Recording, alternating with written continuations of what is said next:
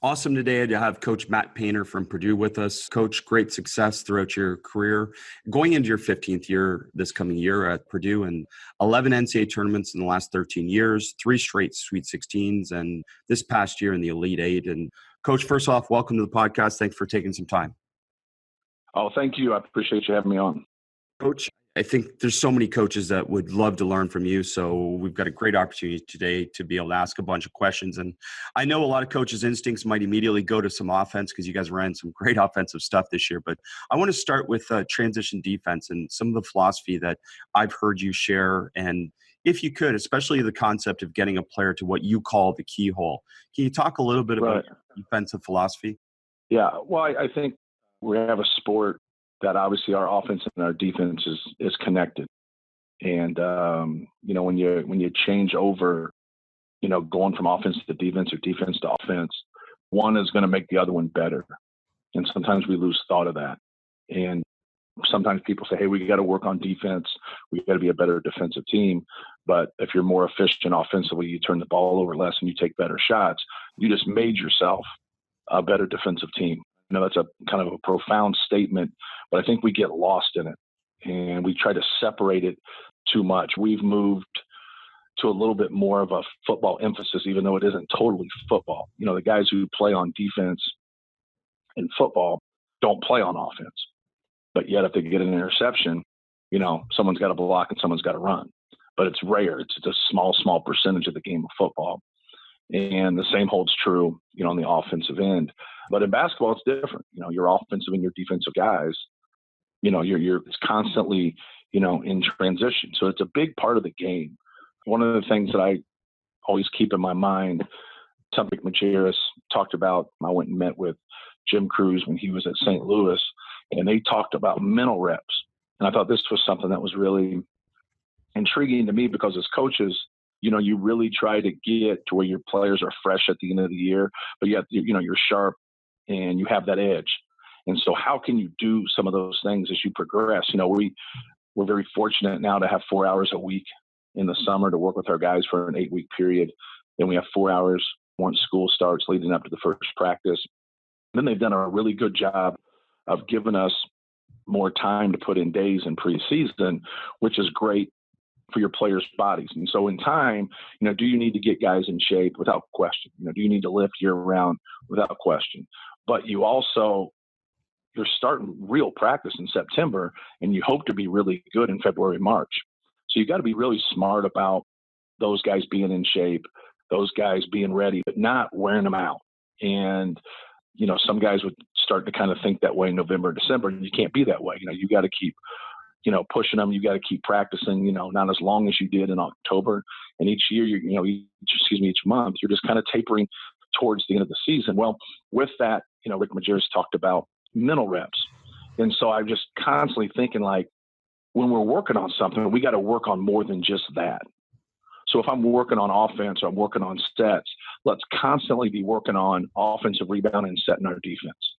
So when we do shooting drills or we do dry offense, whether it's out of bounds play, side out of bounds play, sets, when you run a lot of stuff, you have to be efficient. Everybody has stuff, but having good plays and being sloppy with it's not going to get you anywhere. The play's not magic. You have to have good players, you have to have good execution, but that takes time. And so with that, you give that time so you can execute offensively, and then you feel like as a coach, something's being pulled from you. And what I mean by that is okay, well, now we're giving all this time offensively. We're not as good defensively. Well, the one thing you can constantly do is when you're doing those things on the offensive end is work on your guys getting to the glass, work on your guys setting their defense and having your one safety, your two safety. We always pick up the basketball. And one of the main reasons we pick up the basketball is we don't want kick aheads. So when our guy comes into we say come into the keyhole, but you're really just kind of coming through as a rebounder into the nail. And if you can go get the basketball, great. But if you can't, now you have centered yourself. And anytime you've centered yourself as this guy who we call the jammer who's picking up the basketball, anytime you've centered yourself, now your furthest run is going to be 12 to 15 feet. So if they have you on a cross matchup and you're on the left wing and a shot goes up and you stay on the left wing and they outlet on the right wing, you have a long run to go get that basketball. And that's going to be difficult to do. So we always bring that guy through the keyhole. We always bring him in and we center him as a long rebound. As most know, point guards aren't accustomed to boxing out. They're just not. And if they are, they normally go and help out maybe somebody in a rotation, or they help out a big guy. But them thinking like, hey, my guy's going to get a rebound isn't something that comes to mind.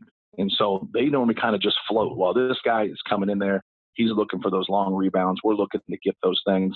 And then we've led to where now this has helped us. We can get to that outlet guy right away. We make him go back to his baseline. And when he catches it, we want to be there.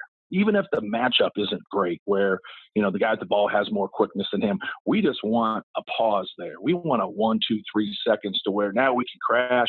Now we have time to get back because of this. And then when he catches it, he can't catch the basketball and throw it ahead and get that kick ahead. So that time right there helps us get a couple more offensive rebounds a game. That time right there stops those kick aheads, and it helps with our transition defense in terms of setting it.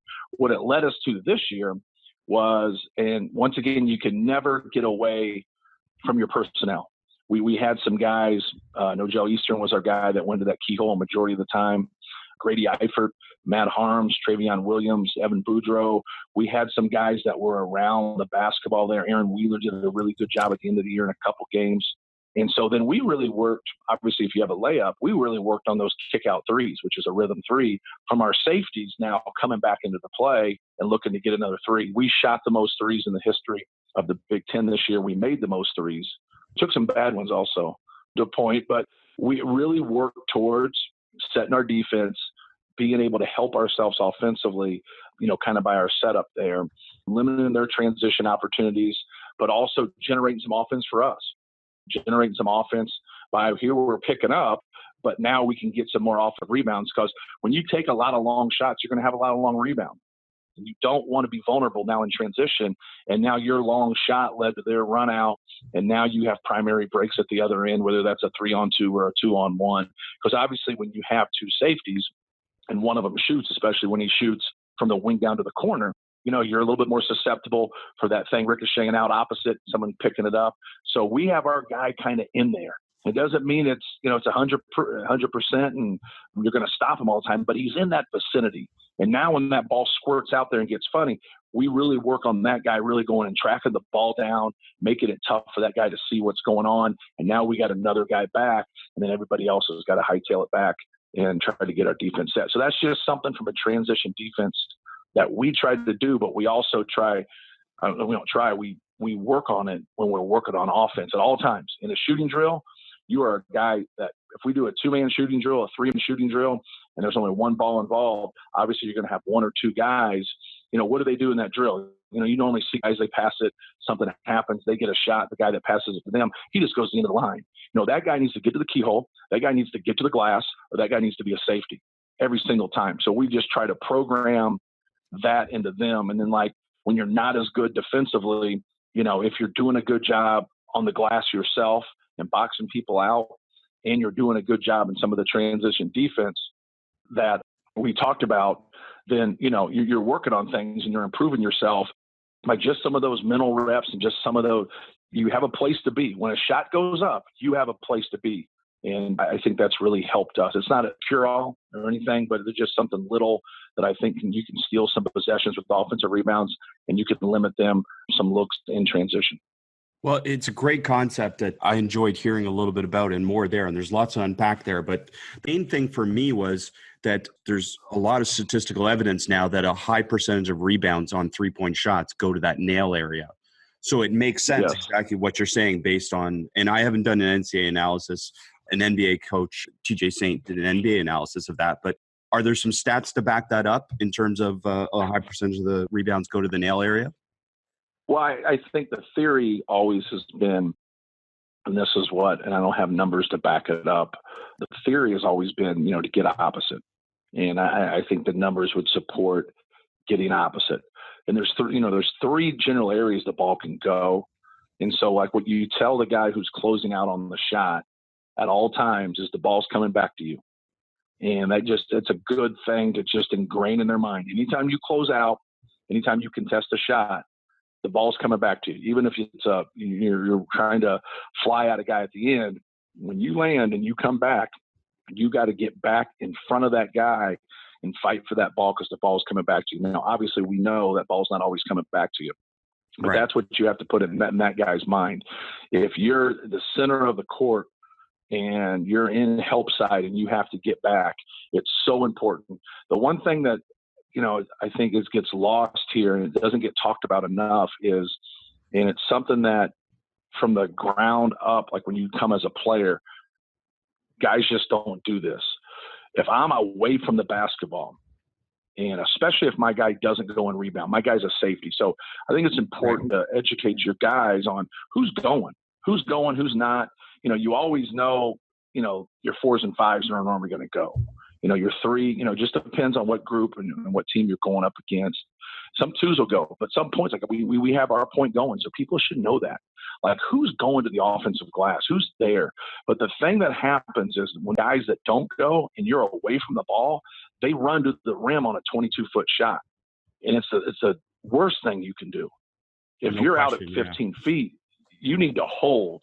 You need to take a step towards your man, even if he doesn't go and he's not going, because that step allows that time, whether that's a 1 count or a 2 count. It goes pretty quick because shots don't stay in the air that long. But it allows the space for you now to have more room to get that long rebound. And so when we tell those guys that are opposite, it's like, don't run to the rim. Everybody's programmed to run to the rim. On short shots, run to the rim. On long shots, take a step back, go to box your man out. If he comes, get a piece of him and go get the ball. If he doesn't come, that step, those 2 steps, whatever you made, and that time you created now gives you more space so the ball doesn't fly over your head. That happens a lot. But kind of back to your question, getting opposite. If you have a chance and your man's away, you get opposite. You go hit and go get the ball. That's the smartest thing to do. Just because the ball comes to the middle, doesn't mean that it's always going to come to the middle. It just depends. When you get off the elbow area, kind of down to the corner, that ball will kind of come opposite elbow and come middle a lot. But I still think it goes opposite more. Obviously, we're splitting hairs because it is the same technical area that you're there. So what we try to do is get opposite with those guys when they're on weak side. If you're already, kind of weak side and you're hugged up with your man and you're there, step to him, you've already created your space, and then, be able to get into that middle part of the area. And our guys that do that kind of figure those things out after a while because we beat that into them to be able to do that. And I think if you do that with your guys that close out on the ball, especially when it's on a wing, they're always fighting to get back into that play. And then your other guys kind of take the theory that we just talked about of being opposite or being there. You've covered all your bases. And sometimes like the hardest rebounds are those bad misses or those scud missiles that, those are hard. The ball hitting the backboard first, air balls, barely hits the rim, bad shooter just taking a shot he shouldn't take. Those are difficult. You try to program your guys, to the actual kind of good misses, so to speak, and the likelihood of what should happen, and then putting themselves in that position. So in rebounding, we always say when you're in good position, you can get a piece of somebody, go get the basketball, hold your box out. When you're 2 passes away, when you're 1 pass away, you should box them out. I'm 1 pass away. I'm touching my guy, whether I'm in post defense or whether I'm 1 pass away. Try to get a box out. You're pretty close to your man. In any circumstance when you're in help or anything of those things happen and you get behind a play, don't, scrap everything I just said and go get the ball. Keep it alive. Yeah. Go get the basketball. Understand, I think offensively you work from a free throw line standpoint. You work on, if you can't get to it, tap it back because you're setting your defense. You have safety or 2. In play. But from a defensive standpoint, it's better to tell those guys to go get it with 2 hands. Tapping it sometimes, you can tap it to your guy, but you can also tap it to their guy, and they're at the basket. So you're more susceptible there. So you really want to kind of focus. We do some different drills where we focus on, you get 2 points for 2-handed rebounds, you get 1 point for 1-handed rebound, just to try to, to kind of set that habit, because a lot of things that get lost is your lack of concentration more than your lack of strength or your lack of ability to go get the ball. This is good stuff. Let's focus back on the keyhole is your point guard going there. And then you mentioned going to the glass. How many are you sending to the glass? We send 2. We send our 4 and our 5 to the glass. Now, it just depends. Like you go personnel based. And so sometimes, is it scouting, when you say personnel, do you mean scouting report or do you mean your players? Our players. Players. Okay. And sometimes you go on the discipline or lack thereof of one of your key guys. Sometimes you'll have a guy that's just, we had a guy named Dakota Mathias and Ryan Klein, those guys did what they're supposed to every time when it came to being a safety. You have guys that get into the keyhole, No Joe Eastern was really good. He was our point guard. He led us in rebounding this year. And so trying to grab the value of a player sometimes is different. Some people say, oh, so this guy is a great safety. Who's ever put that on a scouting report? Who's ever put that on someone's value? This guy gets back on defense every single time. Yeah. But we all know getting back on defense is important. But yet it's never been on a scouting report. But some guy doing a 360 helicopter dunk that's going to happen 4 times a year is something like, hey, man, he's athletic. He can jump over the moon. But yet he averages 3.5 rebounds a game. But yet he can do, helicopter dunks. And people are like, did you see this? So he goes on social media 4 times, and Dakota Mathias got centered as a safety 1,100 times, and it helped us win a game. But you don't look at Dakota Mathias's value as helping you win a game. But this guy here is impressive. And to me, I could care less if you could do a helicopter dunk. If you're not going to play defense and rebound and use the athleticism the good Lord gave you, So that production is so much more important in those areas. And so when you go and find people, because he's kind of the prototypical efficient player. He came as a guy that you didn't think was a defensive player, and then yet he was a 2-time all defensive player. He didn't make all conference from our league, but yet if we had a draft and there was 15 people that got to get picked, all the coaches in our league would pick him. I promise you that. He played on 2 sides. He shot 40% from 3. He had the 3rd best assist turnover ratio in the history of our school. He made 80% of his free throws. He's the best decision maker I ever coached. Great defensive player. He was always a safety. He knew what was going on, caused you no problems. And so guys like him sometimes get lost, but yet whenever he's on its team, everybody appreciates and everybody values him. But yet as you grow and you look at things and you go back to evaluate, the same people that would agree with what I say wouldn't rank him high in high school. Right.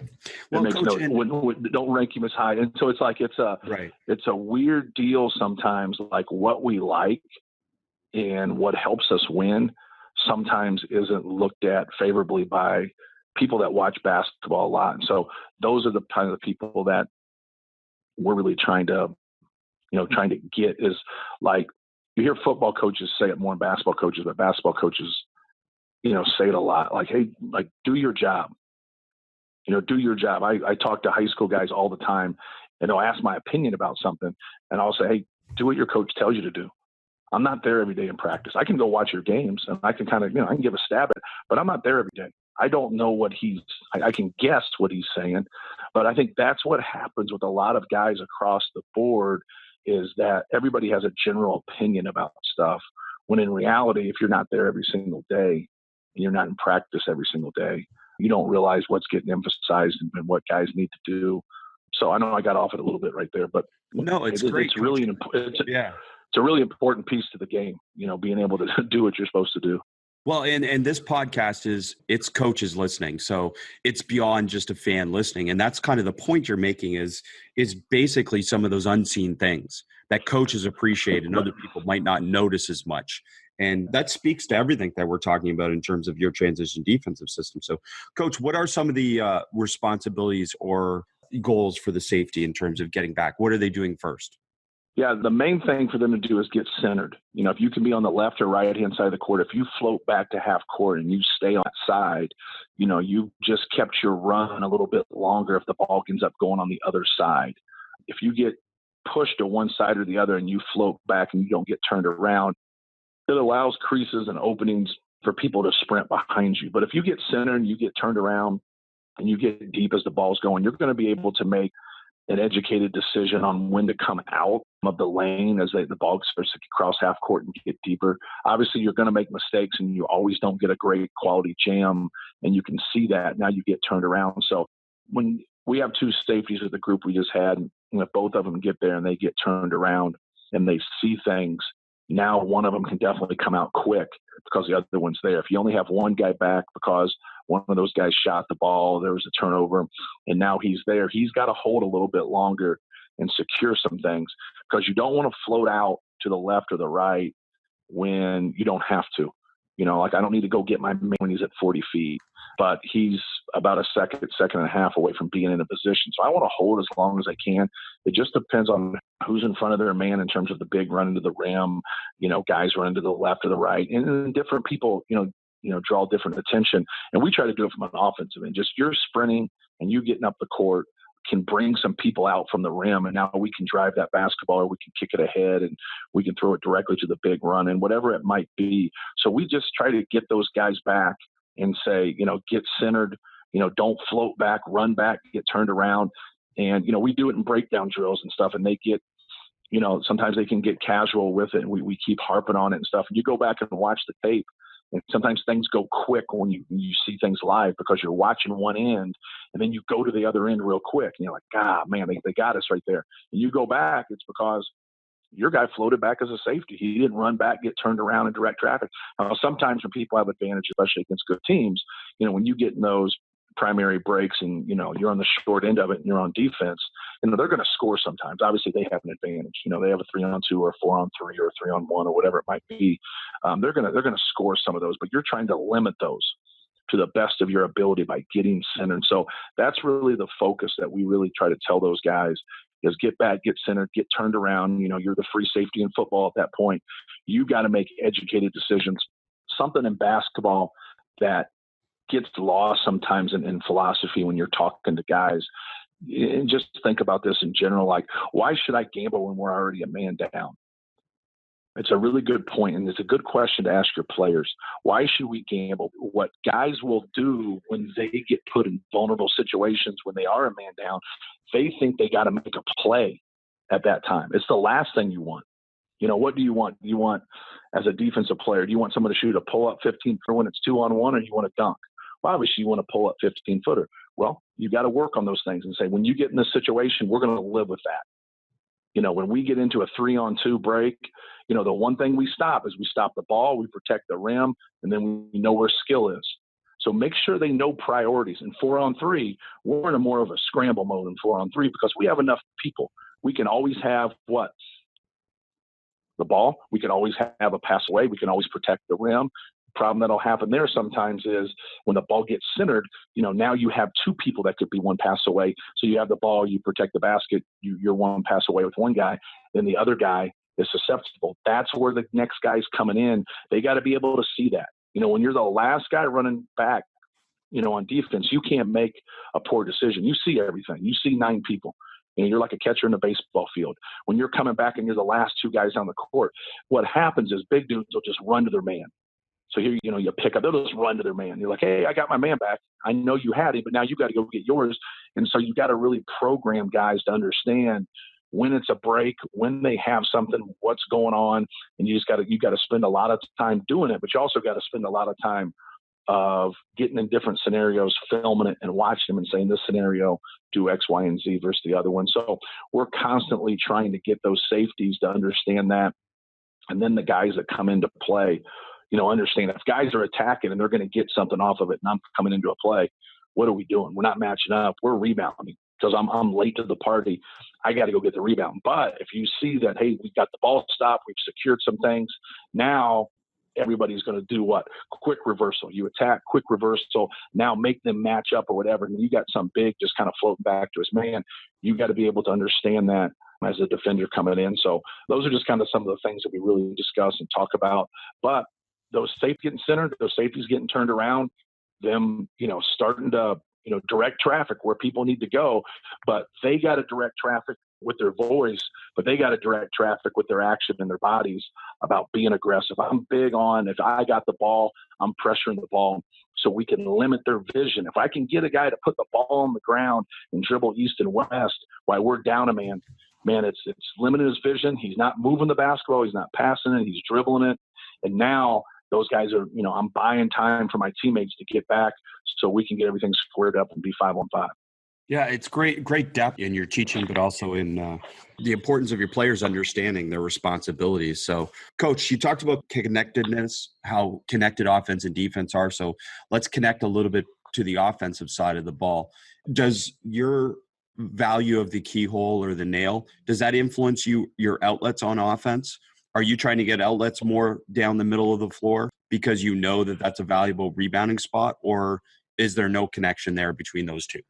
Yeah, there's really no connection to there. You obviously want to be able to get an outlet more in terms of the guy kind of looping to the ball, or if it's traditional when it's on one side of the court, you want your guy to be able to get his butt to the sideline and then work his way up the boards to get it on the run. If he can't, then he's got to make a shallow cut, like I talked about, to come back and shorten the distance and get the ball on the run that way. But yeah, I don't. The thing that you just try to stop in those situations is outletting the ball across the goal. You get the ball on one side or the other, and there's going to be times you get rebounds in the middle. You just got to be careful. You got to be able to chin the basketball and not dribble, because a lot of times guys are flying in and you can't see what's behind you. So if you're not a ball handler, be able to chin that and always think somebody's there behind you. But if you get the ball to the left or the right, securing the ball, turning and putting your backside on a guy and being able to outlet to the side, just kind of take some repetition. And if you're not really good at it, don't worry about it. Value the basketball more than want to kind of ignite the break. But if you end up being pretty good at it. Some big guys they're good passers, they're good decision makers. We all have those instances where you just have that careless pass, even when it's not getting pressure, where you don't have that timing. I just try to encourage guys that can pass and that do have a feel for it, to look for those guys and be aggressive. The guys that aren't that good of a passers, be simple, make a solid play, even if there's a little risk to it. Just leave it alone. Just leave it alone. Make that guy will get mad at you sometimes, and hey, hit me, whatever. If you don't feel comfortable about it, don't hold that ball. We work like hell to get it. Don't give it back to somebody. So I think that's an important piece to understand. And it comes back to the decision maker and them making the right decision for them. And that's great. Correct. Now, you've moved away from motion in your career, and now you're more sets. And you've talked a little bit about playing football is kind of the way I would describe kind of how it seems like you guys play. Another coach mentioned this to me, and you've mentioned football a few times. So like every time down, you're essentially getting into a set. But what I think you do better than a lot of the NCAA teams that I've seen is that you run a lot of false action or a lot of masking action, pre-snap motion, I call it, before the primary action. Can you talk a little bit about moving away from motion to sets a little bit, and then some of this philosophy? Yeah. Dave Smart is one of the best coaches in the world, and now you can learn from him with never before available access. 3 all-access practices and 1 defensive coaching clinic are available at davesmartbasketball.com. What makes these all-access practice and clinic videos so unique? Dave Smart has won 12 national championships and has a winning percentage of 92%. Dave Smart's force weak hand defensive system is world-renowned and has never been shared in this way before. Dave Smart has a winning record in over 50 games versus NCAA Division I teams, having beaten Wichita State, Baylor, Wisconsin, and many others. Dave Smart is recognized by Jay Wright, Mick Cronin, Jay Triano, and many other top coaches in the world as one of the best minds in basketball. Learn from one of the greatest minds in the game who opened his doors and shared the game with us from one of the most successful basketball programs in the world. Go to davesmartbasketball.com now to learn more and to purchase all 4 videos.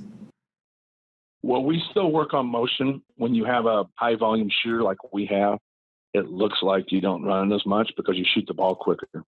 And so if you come to practices, nothing's really changed, but we've went from having balance the year before when we had Vince Edwards, Isaac Haas, Dakota Mathias, Carson Edwards. Those were mainly the 4 guys we ran stuff for. And then the previous year, you had Caleb Swanigan in that group. So we got the ball to Isaac a lot. We got the ball to Swanigan a lot. And Swanigan was a good passer.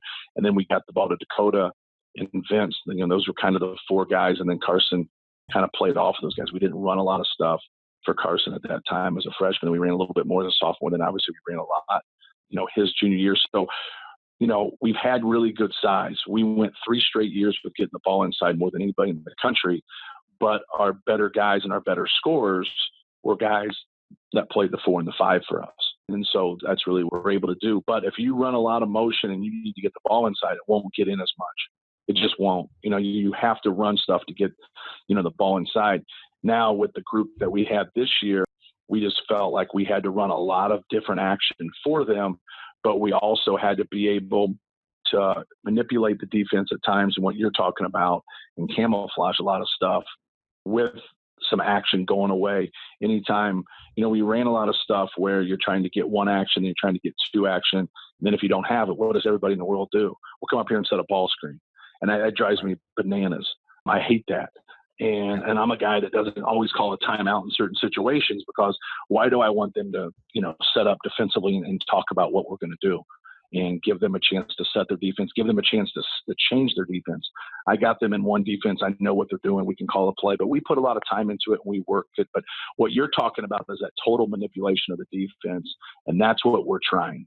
It's no different than me throwing you a fastball out of the strike zone and then me throwing you a straight change about in the same area. So you feel like, hey, I need to move this ball. We're going to throw the same pitch. It's having movement on a ball that you're pitching versus not having movement on a ball, and then your placement of it and doing different things.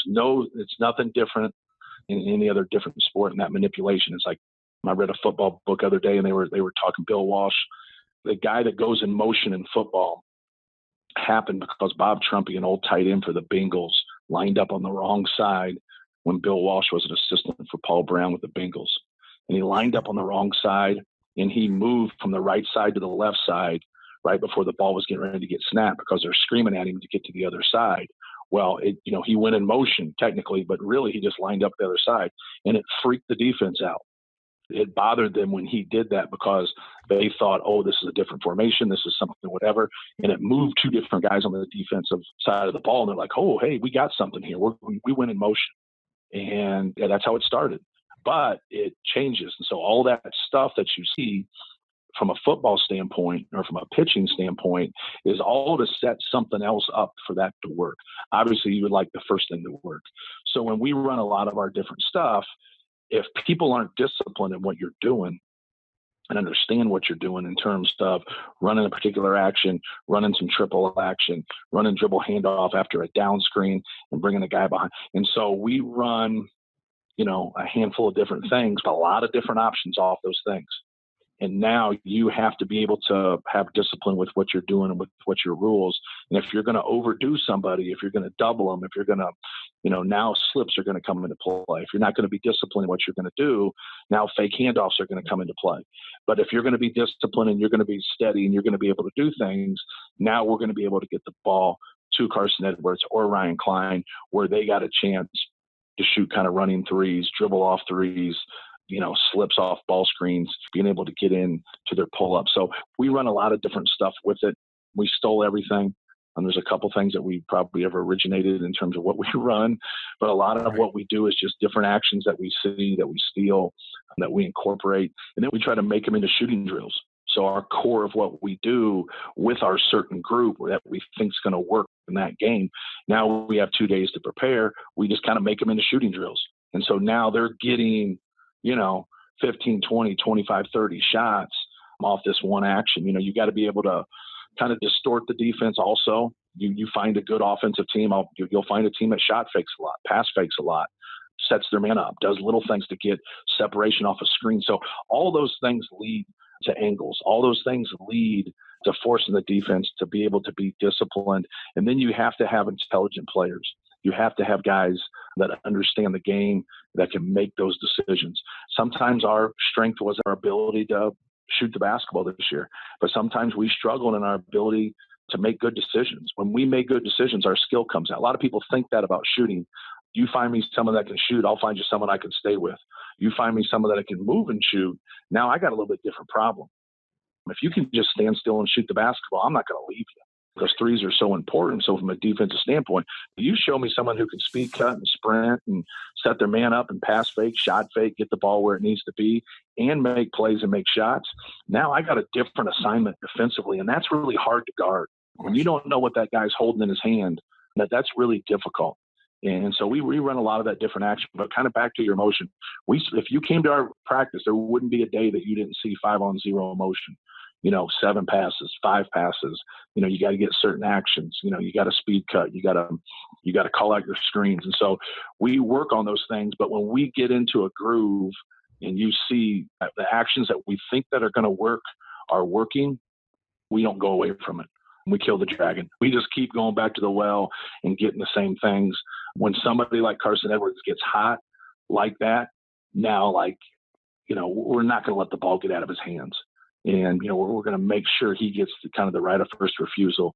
And if they want to overdo some things, then we got to be able to make good decisions and move it. And so it's different. You're going to coach a guy like Carson Edwards once. You just are. He's a very unique player. Caleb Swanigan was a unique guy. He's very talented. He's big. He's cerebral. I don't know if I'll coach anybody like him. I think that's kind of, when it comes to greatness, it's rarely ever duplicated. Our all-time leading scorer is a guy named Rick Mound, who's the first high school player ever on the cover of Sports Illustrated. I'm yet to see another Rick Mound. Right. There's only one of them. So you try to take what you have right now, for me, next year, people say, well, how are you going to handle things next year? And really believe this, I'm waiting for them to tell me. You work on things. Yeah, I think we're so quick as coaches, and people say, well, he's the coach. He's the head coach. What are we going to do, coach? You know what I mean? When in reality, it's a player's game. And when I mean by saying I'm waiting for them to tell me, I'm waiting for them to tell me through their work and their actions, not them walking in and saying, hey, coach, I think we should run this. No, that doesn't work. No, I'm waiting to see. Yeah, I'm waiting to see who's improving, who's getting better. Yeah, and if you didn't approach it from that philosophy, you'd be discounting all the work they're doing from now till next season. And that's no question. All this work that you get to put in with them is that they're going to define a little bit more their role through this process. No question. No doubt about it. So, Coach, talking about a player like Carson Edwards, a few things stand out. One, is it hard to balance his talent and his ability to score one-on-one or to pull up and shoot with executing in the half court? Is that an easy to define balance because players know how talented he is? How does that process work within a team? Yeah, for Carson, as you go on, you always work on things. And so you always are trying to help guys, whatever. As you get to that point with a player and they don't make improvements in certain areas, that's who they are. You have 4 years in college. That's who they are for that time period. I think you still keep working on some of those things. And really for him, it's his mindset and his vision. He sees down when he drives. If you're at the rim, if you're around the rim, if you're in the paint when he drives, he sees you and he can make that play. If you're out and he gets east and west and gets in the paint, he can see you to a degree. If he gets more north and south and you're out, he doesn't make that play. When he gets bottled up, sometimes he's great at getting by guys, and then it opens up for him. He's going to be able to see that better. If it doesn't open up for him, then he doesn't have that vision. And so as a coach, when you look at those things, a lot of people would say, hey, man, you got to see that. You got to see that. And I'm no different than anybody else. Anytime it happened, I would always say it to him. But you also have the understanding that he's not making that play. That's not his play. That's not who he is. So learn to keep coaching him, keep talking about it, but embrace that he's probably not going to make that play. He's going to look to shoot in those situations and score that more than he is going to just, be able to do it. So, you get two people on the basketball, you get the ball out of your hands.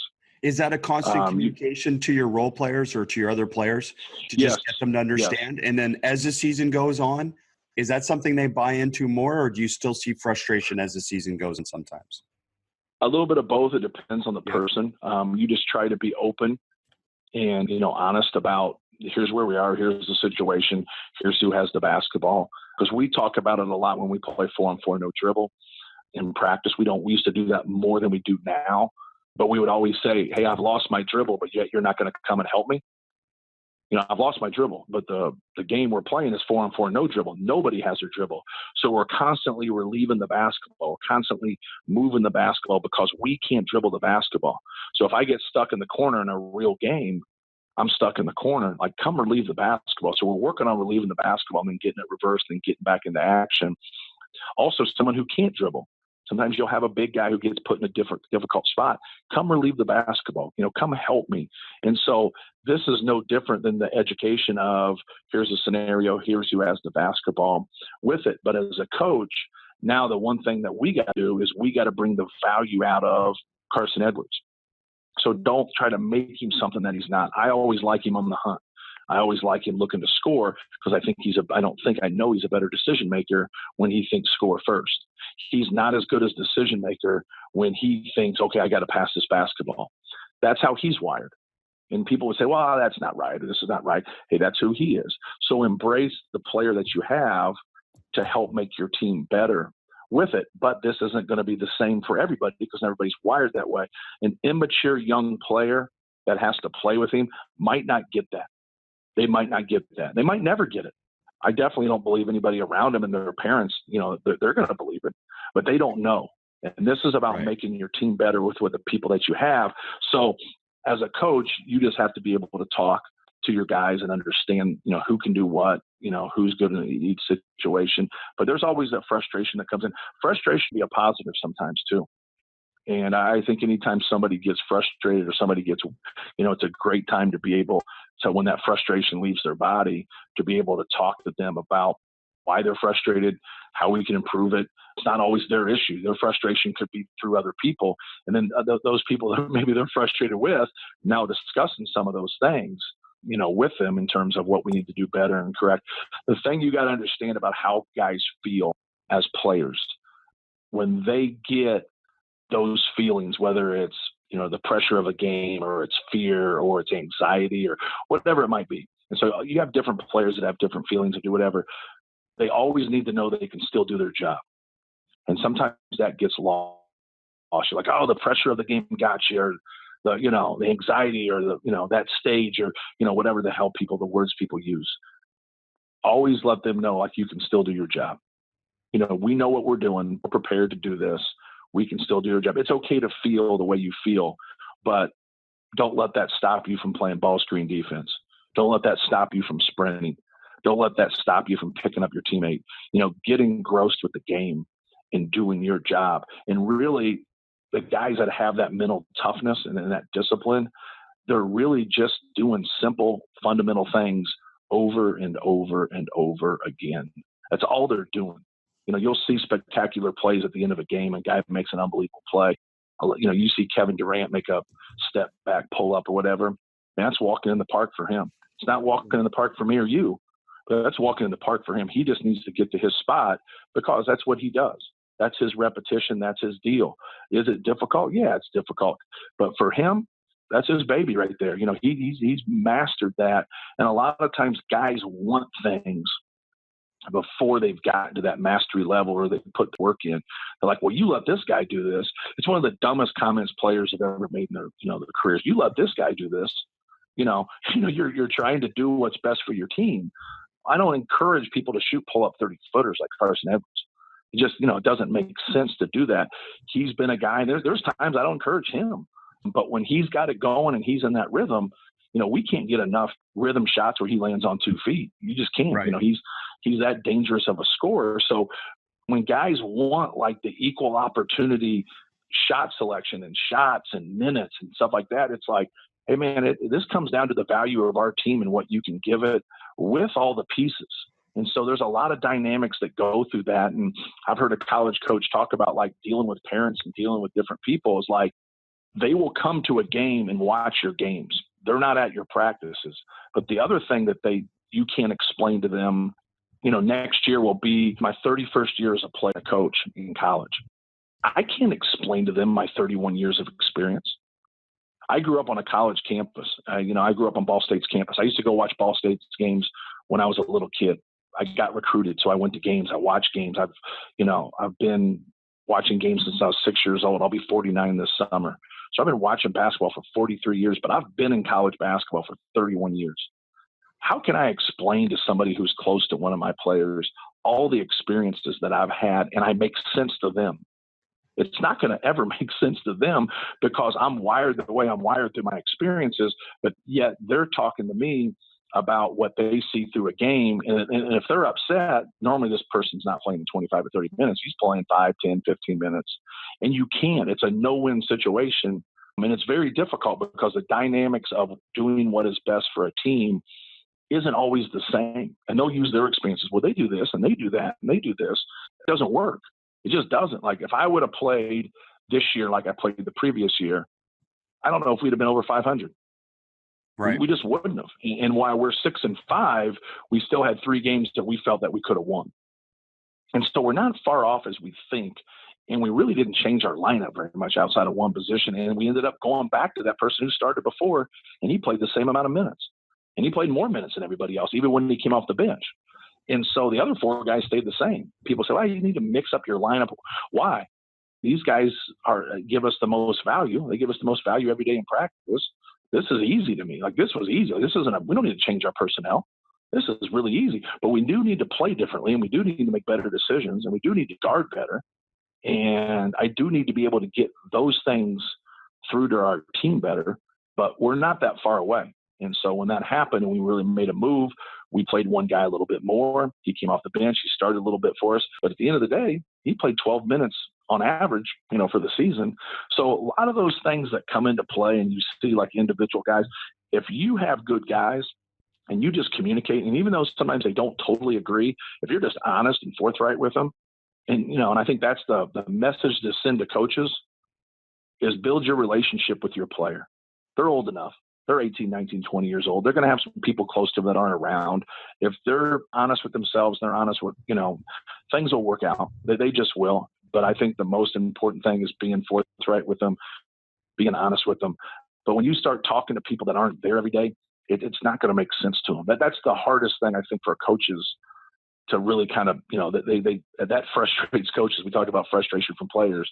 I think that frustration, we always want to make that right. And we just can't make that right. You can be honest, you can be direct. And I've dealt with other guys that have been coaches before. They've been high school coaches and stuff, and they've been great about stuff like that. But they've also not understood part of it because they're not there every day. But I don't try to do that on my end when people start talking about, hey, coach, what do you think I need to do with my team this year or whatever? I think you need to listen to your high school coach. I think that's what you need to do. He's the coach. Like he's the one in charge. And whenever I hear somebody complaining when I'm in recruiting, they start complaining about their coach, I always tell our assistants, I said, you know what? If we get this kid, I go, you know who's next on the complaint board? We are. Because they're complaining about him, but that's their habit. When you hear people complain all the time about their coach, if they get a new coach, then that guy's next. Because that's their habit. They have created that habit of when things go wrong, instead of taking a step back and saying, hey, man, you got to listen to what he's saying. Hey, go in and talk to him. Love it when a guy comes in and talks to me. I love it because he's there every day. He knows what I'm going to say. And that's the one thing about recruiting is just tell them this is how it is. This is how we're going to do it. Like if no one in that locker room was promised anything, if no one was promised playing time or starting, and they know everything's on the up and up, man, you just helped your culture. You just helped your chemistry. And, you might lose a couple guys in recruiting that way because they want to hear what they want to hear. But the ones that you do get, that's who you get, you get judged. You get judged on the ones you get, not the ones you don't get. No, it's great. It's great stuff and great message to everyone. And Coach, maybe I just wanted to touch on one other thing, and that's that within your incredible success at Purdue, you also had kind of a down 2 years or so. Right. Now, what's important for coaches to understand is I think sometimes we just perceive, Matt Painter goes in, he builds a program, and then it's successful forever. But success is hard. And that's what I think people don't appreciate about your success there or another coach's success somewhere. It's really hard to be successful and to maintain it. Can you talk a little bit about that process of midstream, having a little down period and some of the things that coaches should focus on to get back to success? Yeah, I think you have to have some pillars of what your success look like. We all are going to copy the people we've been around or we've competed against or we've admired from a distance. We had, when we were successful to start with at Purdue, it started with Carl Landry and David Teague, 2 guys that Coach Katie had here. You have to have a start. And Coach Katie's last year and then my first year, we got last and second to last. And both those guys that I mentioned in my first year tore their ACL and they were out. So we thought my first year we could be pretty good. But since they tore their ACL, it was the rebuilding year. And we got last in the league. And then we were able to go from last to fourth in our league. I think we tied for fourth, and we won a game in the NCAA tournament. We beat Arizona in the first round of the NCAA tournament. In the second round, we got beat by Florida, who ended up winning the national championship. That was a great start for us. I think a lot of times when you start, there has to be hope. I know Of everybody course, likes yeah, to but hear it guys. raises expectations, right? Correct. And that's Yeah. fine, because Yep. we had an opportunity to sell because those guys were leaving after that year, and it was a really good class. The 2007 class, high school wise, nationally, is one of the best, probably the top 5 classes ever in recruiting. And so, but in the Midwest, it was really good. It was Derrick Rose, it was Eric Gordon, it was OJ Mayo. So you had a lot of really good guards, good players in that class. Kevin Love was in that class. I think Kyle Singler might have been in that class. It was just a really, really good class. But in the Midwest, for guards, you had some real heavy hitters. And so we were able to sign a class that was able to come in here, and they were really good, but they were physically weak, but they made an impact. And a lot of people didn't think that could happen right away, just because the Big Ten and the reputation it has from a physical standpoint. And these guys were able to come in right away and make an impact. We signed 2 guards in the previous class that really helped us, in Keaton Grant and Chris Kramer. So they were able to be freshmen when Landry and Teague were there. And so we got a good start. And sometimes people just don't have that start. They just don't. So we were very fortunate, and the timing was there for us to be able to sign those guys. 2 years before that class, that was the Greg Oden, Mike Conley class. Luke Herringody was in our state. But also in that 2007 class in our state, we got Juwan Johnson, E'Twaun Moore, Robbie Hummel, and a guy named Scott Martin, who transferred after his first year to Notre Dame. We got those 4 guys, but Jeff Teague went to Wake Forest. Matt Howard went to Butler. That's in the same class in the state of Indiana. And the impact, Matt Howard might have more impact on a school than anybody since I've been at Purdue. Like, his impact on that program going to 2 Final Fours, was huge. And our guys, those 3 guys' impact on us was huge. And Jeff Teague left after 2 years, went to Wake Forest. They're ranked number 1 in the country at one time. So when you kind of look just within your state, but you also look, at Eric Gordon being the Mr. Basketball, Derrick Rose being, in Chicago, which is 2 hours away from us. So, that impact and, being able to get going with your program is so important. But we had 2 things that benefited us: Landry and Teague being there for us and being all conference guys. Sometimes when you take a job, you don't have those guys to get you going. Then that opportunity, a lot of attention went towards Eric Gordon and Derrick Rose and OJ Mayo and all those guys. That's where the heavy hitters went to recruit those guys, and rightfully so. And then it just kind of like those next tier of guys would have been the main guys in a normal year. And we were fortunate enough to get in there and be able to get them and really build from there. We had a dip after those guys left. We went to 6 straight NCAA tournaments. And then we had 2 years where we didn't. Now we've been to 5 straight. And we've always been good with skill. So when we had a bunch of guys that could shoot, we've been pretty successful. When we haven't had guys that could shoot, and I think we got away from getting the guys that fit in our program, and we had to do a better job with that. We probably had, Grady Eifert didn't have a Division I scholarship offer. Grady Eifert was the number 1 efficient player in the country last year in Ken Palm. Yeah. He was a walk-on, and he had no Division I scholarship offers. And you've if I could keep him. Sorry to interrupt, but you talked about that, the value of recruiting mid-major talent at a Power 5, right? Because, and can you talk about what that process? Mid-major, I think it's understanding a mid-major recruitment with the possibility of high major production. Right. And you'll find guys that can make threes, can make free throws, can take care of the basketball, can run offense, maybe are limited physically in some areas. They really help you win games. And so when you look at, PJ Thompson, I think, had DePaul. I always say he didn't have high major offers, but I think DePaul had actually offered him at one time. Ryan Klein did not have high major offers. What do you think if Ryan Klein was a 50 right now? How many high major people would try to get him? Yeah. He obviously can't because he played 4 years. Yeah, a lot, everybody. I don't think there'd be a program in the country that wouldn't entertain taking Ryan Klein, but yet anybody in the country could have had him 5 years ago. So when you look at PJ Thompson, you look at, Grady Eifert, you look at Ryan Klein, Dakota Mathias had West Virginia. That was his only high major. Matt Harms had a lot of people, looking at him. He had a couple high major offers. He would have ended up, if he waited, having more, obviously at 7'3". But Matt was unbelievably skinny when he redshirted, really worked at it. But all those guys that I mentioned all go in the same bucket. They're all cerebral. They all have a skill level. You can run offense with all of them. They sacrifice to help Purdue win. And I think some of those things that I talk about, when guys get evaluated and guys get ranked, it gets lost. It just does. And I'm guilty of doing it. And I was guilty of doing it in that one stretch. I think it's human behavior. You have to be able to, you wish you didn't have to do this, but you have to be able to relearn some things at times. It's no different than watching a movie and you've seen it 4 times, but you hadn't seen it in 3 years. And you're like, how in the hell does this movie end? I've seen it 4 times. I know I've seen it 4 times, but first time I saw it was 20 years ago. Last time I saw it was 4 years ago. I really don't know how it ends. Well, that's how the human mind works. And, you do have to relearn some things. And that was a hard process.